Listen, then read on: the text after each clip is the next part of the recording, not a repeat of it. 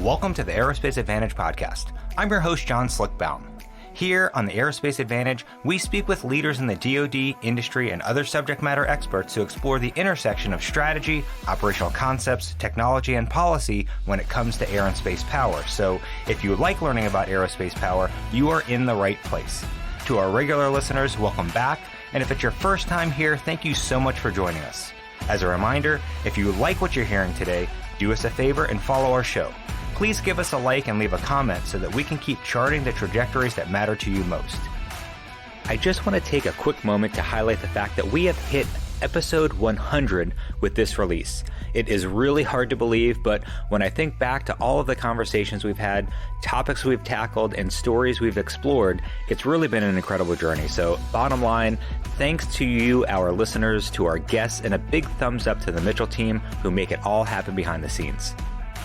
Now this week, we have our very own Heather Penney with us to discuss her latest report, 5 Imperatives for Developing Collaborative Combat Aircraft for Teaming Operations.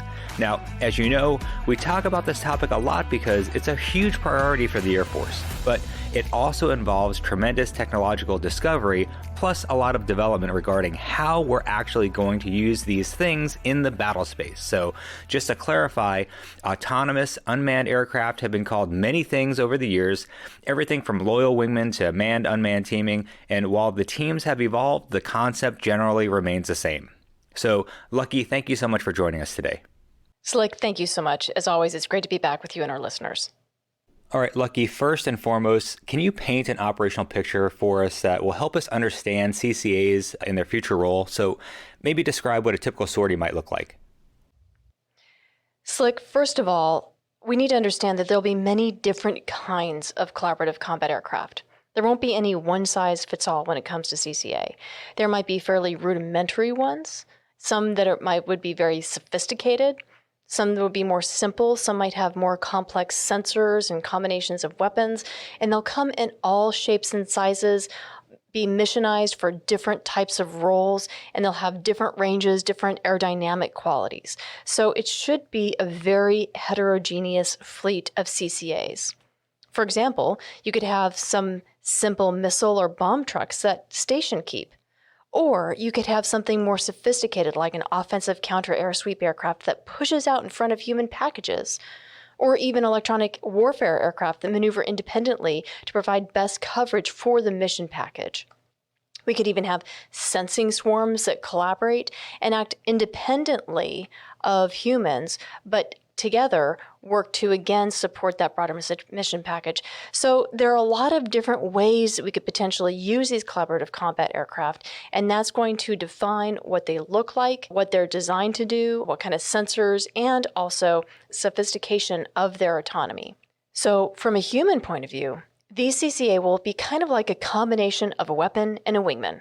They'll take programming. Humans will have to plan what they want to do, and then they'll test that through simulation. And then the humans will, of course, go through their mission brief. In the air, humans will interact with their CCA during mission execution, and that's, again, going to be very specific to the mission and the CCA role. And humans might even have more than one kind of CCA under their lead. Post-mission, humans will need to debrief their CCA, continue to train and refine their aircraft algorithms.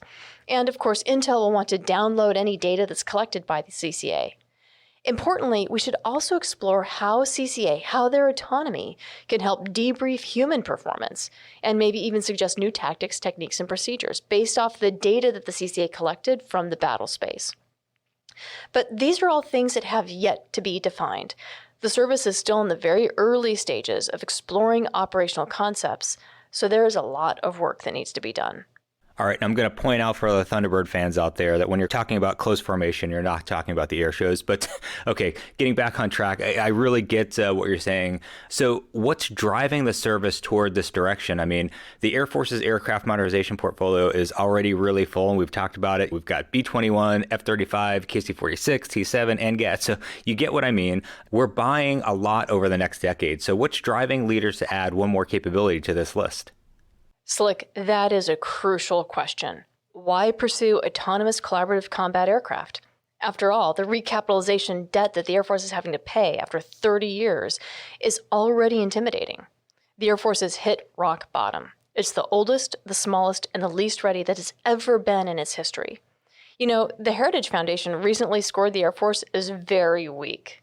So why levy the burden of developing, acquiring, and fielding an entirely new type of aircraft at the same time that the Air Force is struggling to replace its traditionally manned aircraft?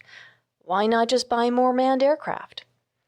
So there are three main pressure points that are driving us towards collaborative combat aircraft.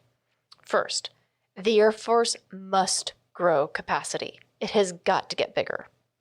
And more than just that, when we look at what it will take to prevail in a peer conflict, we need to transform our force design. This means doing something different than building a better mousetrap. We've got to have the capacity, so that's numbers, quantity, to enable tempo, mass, and also have attrition tolerance. This is all about numbers that enable continuous pressure and simultaneous concentration of force, even when we experience real-time losses. And we need to have depth in our strategic reserve. We don't even have the strategic reserve of forces to feed the fight. We've gotten so small that our strategic reserve, like literally our Air Force Reserve and our Air National Guard, they're an operational reserve. We need to build up that strategic reserve because we do not have the industrial capacity to rapidly replace combat losses. But we also simultaneously need to present complexity to the adversary and have operational resilience.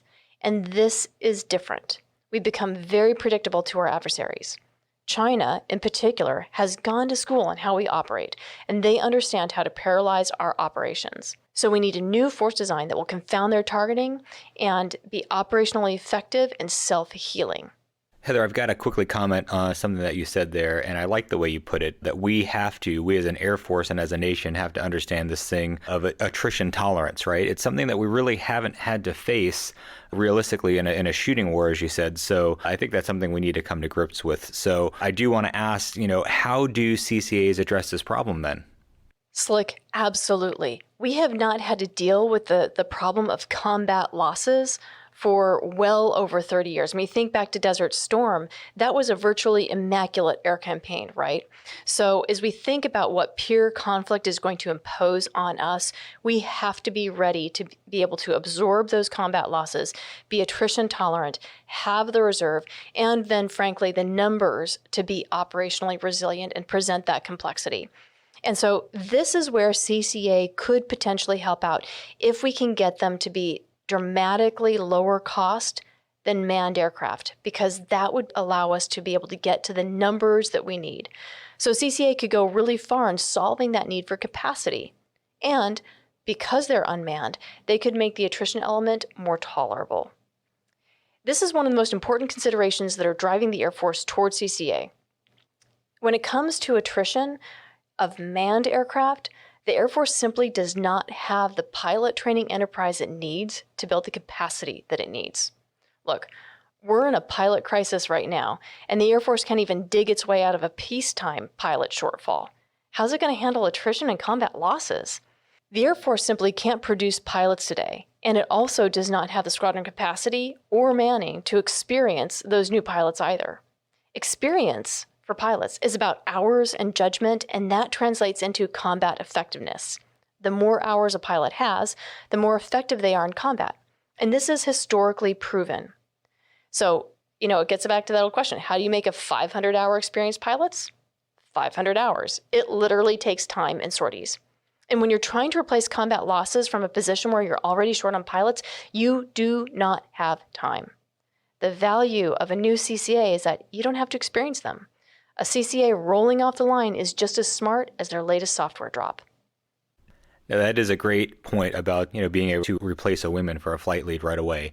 So what prompted you to write this report? Slick, this report is built off of work that I've been exploring for well over the past year. People have been tossing around terms like autonomy and CCA a lot, and they're treating these aircraft as if they're going to magically solve the strategic problems the Air Force faces. But in many ways, replacing a human with an unmanned aircraft, truly replacing the human cognition, is an unproven, unvalidated proposition at this point. So I really wanted to dig into the underlying assumptions and the foundational elements that are defining the Air Force's investment vector. Importantly, one of the things that bothered me during my research is that I consistently heard lack of trust. Warfighters were generally enthusiastic about the need for and the potential of collaborative combat aircraft, but they were really skeptical that the technology will deliver as promised. I mean, after all, we're asking them to replace their wingmen, their human wingmen, with a totally unproven new technology. And the engineers sensed that skepticism, they sensed that hesitation. They consistently said, whether or not it was within the laboratories or within industry, technologists said that they consistently saw lack of trust as the number one barrier to fielding CCA. So I wanted to dig into that. Why was I hearing from both sides about this trust gap or trust barrier? So what did you find? What's causing this trust gap? So like much of this trust gap has to do with three major factors. First, warfighters have not been meaningfully involved in developing the autonomous agents. And when I say agent, I'm talking about the brains of the CCA. That's all the software, the algorithms, all this, the programming containers, how they sense the world, how they perceive that, how they then think about it and calculate it, how they make decisions, and then how that influences their behaviors and their outcomes, right? Warfighters really haven't been meaningfully involved on a daily basis. The second piece is that there has been an insufficient focus on teaming dynamics. Collaborative combat aircraft. Collaborative is the first word, right? We're expecting these autonomous aircraft to team with humans, but there has not been sufficient focus on those teaming dynamics. And that's really important because you can't program those dynamics after the fact. And finally, we haven't flown these aircraft. Not in a way that exposes warfighters on a daily, iterative manner where they take off with a CCA as their wingman every day to expose them and get them familiar with how CCA behave and will operate. With a technology that's so revolutionary and so disruptive, we cannot simply develop these aircraft in isolation and then toss them over to the warfighters once they're ready and say, here you go, have fun, figure it out. We've got to have the warfighters involved from the very beginning. And a crucial piece, absolutely essential, is that if we're going to have autonomous aircraft and humans collaborate in the battle space, we have to develop those teaming behaviors together. Well, Lucky, thanks for that breakdown. So now I've got to ask, what's the overarching thesis of your report? So like the overarching thesis of the report is that we have got to focus more on the teaming behaviors, and that has to be a foundational element of the autonomous agent. As I said, we cannot bolt teaming on afterwards. And success in the battle space will rely upon those teaming behaviors, not just for the humans, but also for the CCA. We understand that there are limits to autonomy, there are limits to the machine learning, and there will be limits to what the CCA can be able to do within the battle space. And humans will be key to their success. Just like if we create the right teams, those CCA can actually enhance human performance within the battle space.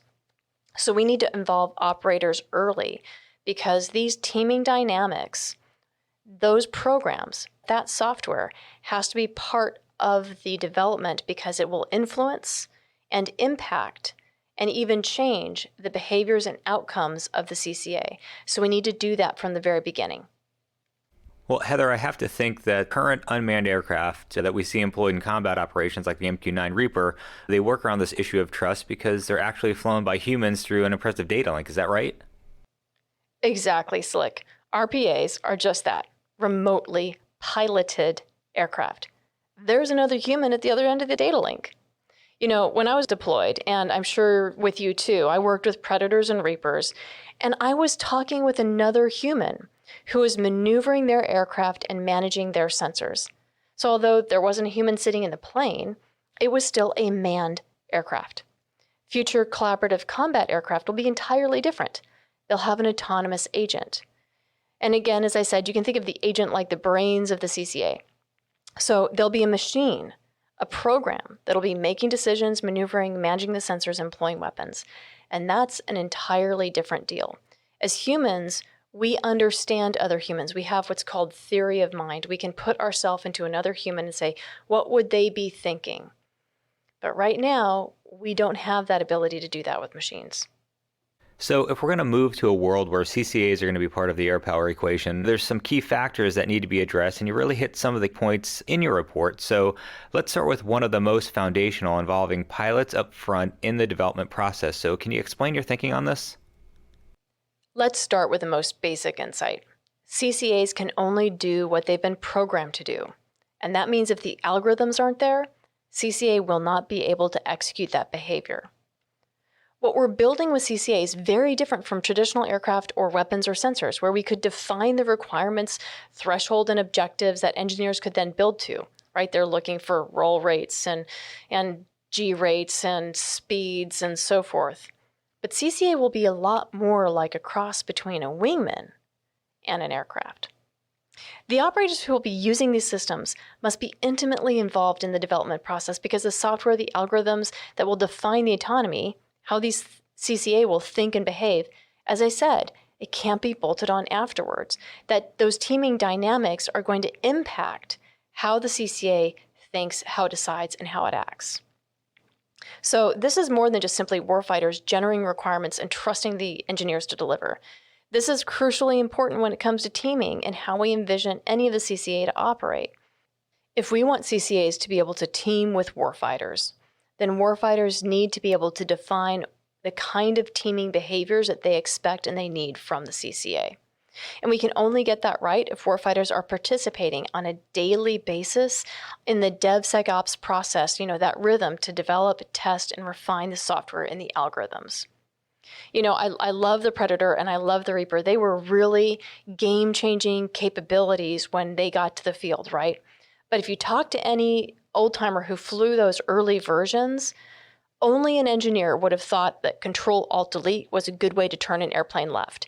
It was very clear that a lot of the human factors, ergodynamics, and the ways that the engineers expected the pilots and the sensor operators to interact with the machine had not been tested with the pilots and the sensor operators.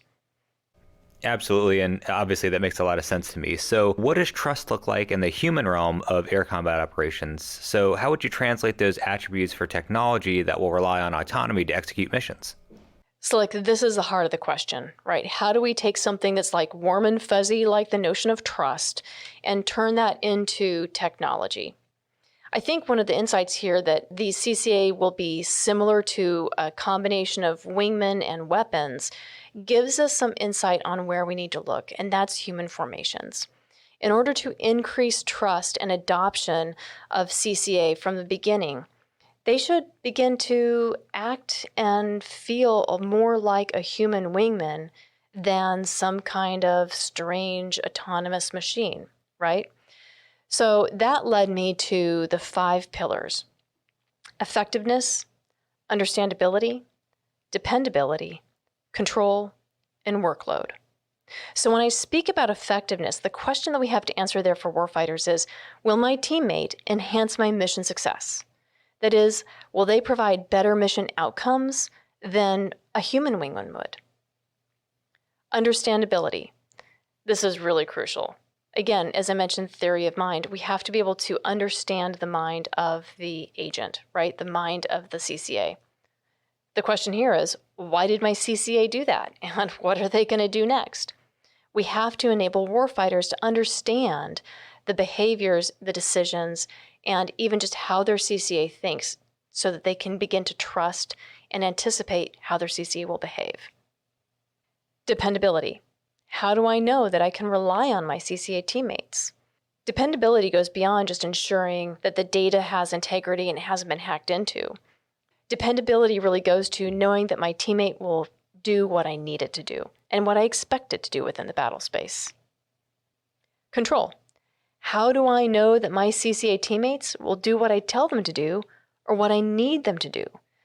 The concern of having an autonomous aircraft is that it could potentially go rogue, that it could reach the limits of its capability and do something that's actually disruptive or deleterious to our mission outcomes. So how do we know that I'll consistently be able to control my CCA teammate? And finally, workload. Will operating with my CCA teammates task saturate me and make me less mission effective? And this means we have to take into account human factors and the way we're integrating CCA into the humans platform. Now, how will this help increase the trust aspect that we talked about earlier? Slick, by addressing these 5 pillars, and importantly, by having warfighters involved with the development of CCA from the very beginning, this is going to help warfighters believe and understand how the autonomy is going to work. And they'll have inputs, and so that they know that the autonomy that's being developed is going to be effective and is going to meet their expectations because they know what they're going to need within the battle space. How CCA will work with humans to achieve the mission is crucial. And this isn't something that they should wait until it's totally complete to receive. They need to be telling the engineers exactly what they need and what works and what doesn't. Importantly, because CCA will have to collaborate with humans, we will have to take those human factors into consideration. And fortunately, as I said, we have models for how to solve some of these issues, human formations. So engineers can already begin to look at how humans interact with each other in formations, in mission packages, as support assets, and use those interactions and dynamics as models for how to begin to shape the autonomy of CCA. Because not only are those combat proven and they're high performance teams, but they'll also begin to help humans interact with CCA in a way that's familiar, in a way that's known, in a way that they know is already successful. All right, I'm really interested to dig into the pillars, and one of your recommendations in your first pillar, effectiveness, is to identify the strengths and weaknesses of what CCAs will be able to offer in the battle space. The way we often hear about these new technologies, they'll bring everything to everyone, and you're talking more of a nuanced approach, suggesting that humans will still be strong in some areas while unmanned systems may hold advantages in other ways. So can you walk us through that thinking? Slick, thank you for identifying that this is really more nuanced. I mean, CCAs are not going to be a magic pixie dust that solves everything, right? We need to take a more deliberate approach when it comes to developing our operational concepts and understanding what the strengths and the weaknesses of CCA will be. Importantly, it's not simply just taking the human out of the aircraft. I mean, that's really what we looked at in previous generations, which allowed those aircraft to be, to fill roles that were dumb, duration, dangerous, or dirty.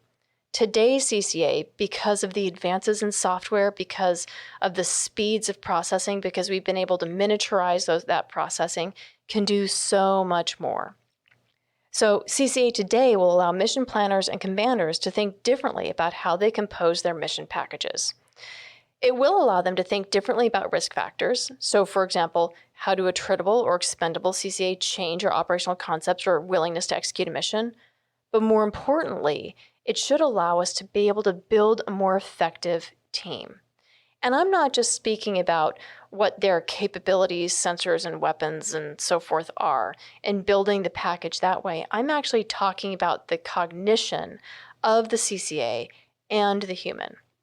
CCA will be good at some things, but have significant limitations in other contexts or other applications, whereas humans are very excellent at some things and then have limitations. So, for example, CCA should be very good at processing big data, perhaps identifying signals through noise.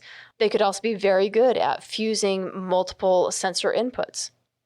Humans, on the other hand, excel at making decisions through uncertainty, about using our intuition.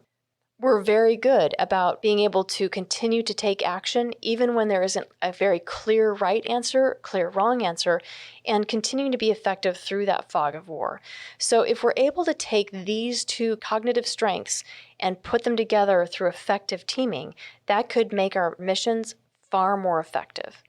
So when we know that humans and CCA have different strengths, different weaknesses, different capabilities, different limitations, the question we need to ask ourselves is, how do we put both humans and CCA in a position where we can exploit their strengths?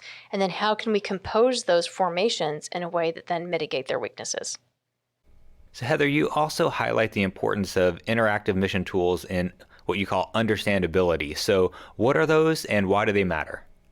Slick, I think this is perhaps one of my favorite pillars because it really gets to the heart of how we're going to be able to exploit the full potential of CCA, not just to be able to make them better, but to also make humans better, right? So first of all, As fighter pilots, when we went to school, we learned everything about how our aircraft functioned, why it functioned that way, what to do when there was an emergency. And we learned the same thing about our sensors and about our weapons, right?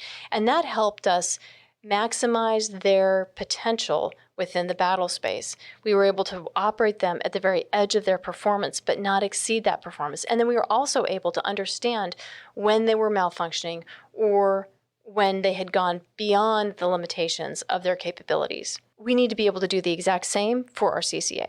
And this is one reason why having warfighters involved in the development will be crucial, because they can take that operational perspective and then they can apply that understanding to the technical orders in a way that makes sense to other combat pilots. And so that when we're using and learning about our CCA, it makes sense to operators. It's not in engineering speak, right? But beyond that, we need to have the tools that allow us to mission plan. We need to have the tools that allow us to rehearse our missions so that we can test whether or not our mission planning will work in a variety of different scenarios. And then finally, we need to have the ability to debrief with our CCA. And I think this is potentially one of the most exciting pieces that we could do with collaborative combat aircraft. Debriefing tools will allow us to continue to refine and improve the performance of our CCA as we reinforce elements of their learning. But importantly, we should also be able to harvest information from our CCA during the course of the debriefing process that can allow us to be more effective, because we're now learning more about how we engaged, not just our own human performance, but how we interacted with the CCA. And when we begin to put those together, our CCA might even be able to suggest new tactics, techniques, and procedures. Our CCA may be able to observe behavior from the adversary, and we might be able to adjust and customize some TTPs for specific theaters. So we could do some really interesting things in the debriefing process that will begin to accelerate our TTPs and actually improve human performance, not just the CCA performance. Now, you also talk about another really important question. How does a pilot know they could depend on the CCA autonomy? Could you walk us through your thoughts on that front? Ability. How do I know that I can trust? How do I know that I can rely on my CCA to do what I needed to do? And frankly, to do what I expect it to do, right? That's one of the challenges that we've seen, for example, with self-driving cars, is they sometimes do really strange things that are not common sense to humans. And the same thing for some of the visual systems and so forth. So there's a lot of questions out there about the performance of autonomy. Again, this gets back to why warfighters need to be involved from the very beginning, because the mission decomposition that engineers are going through as they take the human out of the cockpit, how those aircraft behave may or may not always make sense with what warfighters might expect. Of course, people talk a lot about the need to be able to have data integrity to make sure that the CCA is not hackable and all of the other IT security limitations. But for me, dependability gets a lot more down to how aligned is the CCA's battle space picture with the human picture. How much do we have a shared understanding of the battle space, because that perception is the foundation then of CCA behaviors and outcomes. So this then means that in addition to having warfighters involved in the development from the beginning and ensuring that we have good data security, that we have a way to be able to score or understand how shared or how divergent our battle space awareness is with our CCA. And also, can the CCA tell us what their certainty is, what their accuracy is, and so forth? So depending on how aligned or how tight the CCA's battle space awareness is with their human, or their certainty or their accuracy score, might drive different decisions in terms of how the human plans to lead their CCA. So this is, again, really important, because if we don't have shared battle space awareness, we're not operating under the same perceptions of what's going on within the battle space. Our outcomes, our behaviors, our decisions are going to be very different. And so in order to be able to synchronize those behaviors within the battle space, we need to make sure that we have that shared battle space awareness.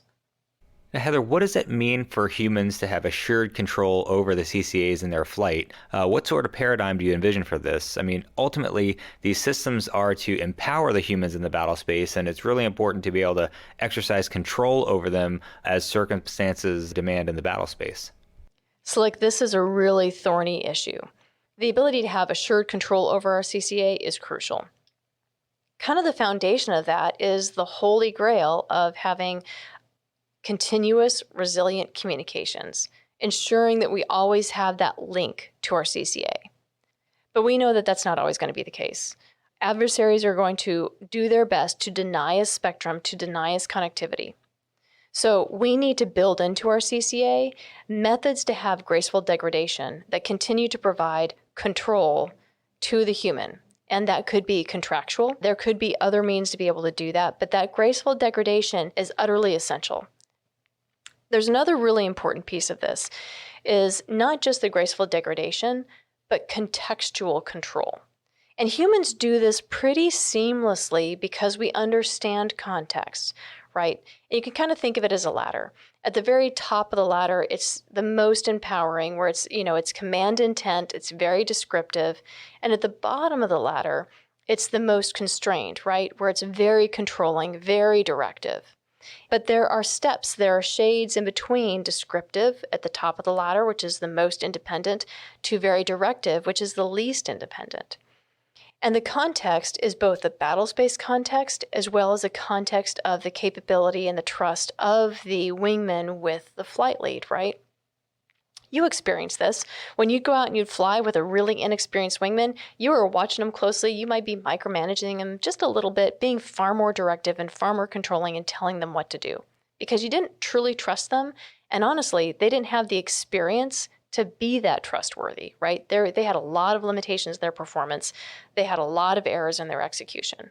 But when you go out and you'd fly with a really experienced instructor pilot who just happened to be in the role of a wingman that day, you could be very descriptive, give them a really long leash, and just give them your intent. You could operate primarily off of contract. So you can see how the individual, whether or not that's a human wingman or CCA, that context mattered. But also the battle space context matters, right?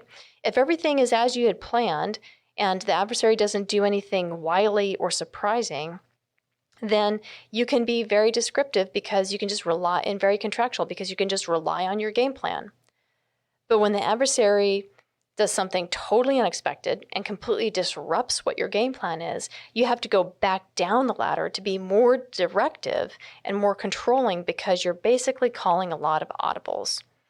One of the main challenges for CCA is that sometimes when things are becoming really out of hand within the battle space, very surprising, we might have the bandwidth to be directive, but we might also need to rely upon the experience and trust and provides a lot more independence to our wingmen to be effective. Those edge cases might be where our CCA are least able to be independent and effective. Those edge cases, when the battle space is really surprising, might be when they need the most direction. And so that's going to be a tension and a challenge that warfighters and technologists will really have to work out as they develop CCA. All right, and not being devil's advocate here, but how do we know that we're not simply adding a set of tasks to human pilots that are simply going to overload them? I mean, flying into harm's way in a supersonic combat aircraft is hard enough, and you talk about how this has ebbed and flowed over the past generations with new technology demanding additional human capacity to meet mission demands. So to this point, you talk about how all the new systems demanded in the F-4 Phantom basically made it become a two-crew aircraft, and it took years of development to automate functions with the rollout of the F-15 so we can get the crew back to just a single seat. So how do we ensure CCAs don't go down the same path and demand more from the pilots than they, have to give in their parts of the mission? Slick, I completely agree. And this is where human factors is going to come in. And again, where warfighters have to be involved from the very beginning so that they can shape their expectations and their needs as the technologists are developing those interfaces and developing the rule sets of interaction and teaming between the CCAs and the humans, right? First of all, these interfaces have to be intuitive. As I mentioned, as I told the story before, Control-Alt-Delete, not a good way to turn an airplane left. So as warfighters collaborate with engineers, they should push their expectations. They should push their needs on how to begin to shape what those interfaces, what those controls look like. Then finally, and I think this is absolutely crucial, is that those controls need to be integrated into the human's weapon system. This means we're not sitting with an iPad strapped to our knee and having to go craniums down and hands off to direct our CCA. It will need to be integrated seamlessly into the weapon system and, importantly, also mimic and mirror the muscle memory, the other command movements, the switchology and the symbology that humans are already familiar with. We do this all the time anyways when we introduce new weapons or new sensors onto platforms. We mirror and we mimic existing switchology, muscle movements, and symbology. This isn't new. We just need to make sure that we do this as we develop CCA and we get them to field. We have to integrate them into existing weapon systems. Heather, zooming out to the big picture, how do you recommend we evaluate the progress of CCA efforts? Are there particular aspects that we should assess and grade? So I think this is going to be rolling quarters in terms of assessments and grading. It's going to be an iterative process, but I think most importantly is we've got to get them flying. And I don't mean like a single demonstrator, and I don't mean a single agent. I'm talking about a lot of different types of aircraft, and we need to explore different agents and different companies' approaches to that autonomy. The Air Force has talked about accelerating GhostBat, and I think that's fantastic, but that should not be the only aircraft and the only platform that we use. They need to buy from a lot of different companies and explore a lot of different platforms. They should be buying Avenger, they should be buying Fury, they should be buying Valkyrie, because those different platforms will allow us to explore different mechanisms and different approaches, right? And importantly, they need to fly them in real live fly. Simulation is great, but it can only go so far. We need to put them in actual physics, so the real physical world, in real airspace with real winds and real weather and real average pilots that do things right, do things that are unexpected, and sometimes make human errors. So this is the only way that we're going to really understand the performance and the value of CCA and test them as to whether or not they will be effective within the battle space. And importantly, it'll teach us a lot about what we need to do in the next software drop. All right, as always, we're running short on time with a great conversation, but how does the Air Force hedge its bets with this technology? I mean, clearly we believe in the concept, but we know that combatant commanders need answers that are operationally viable, and this technology will take time to mature. So how do we encourage new tech while still balancing very real capability and capacity demands today and into the next several years? Slick, you hit the key there. It's about balance, right? We need to be able to do both. We have to be able to continue to hedge our bets by recapitalizing the manned force that we have today while continuing to invest in the force of the future. You know, the technologies that we know will help us transform into that force design that'll be effective against a peer adversary. What does this mean?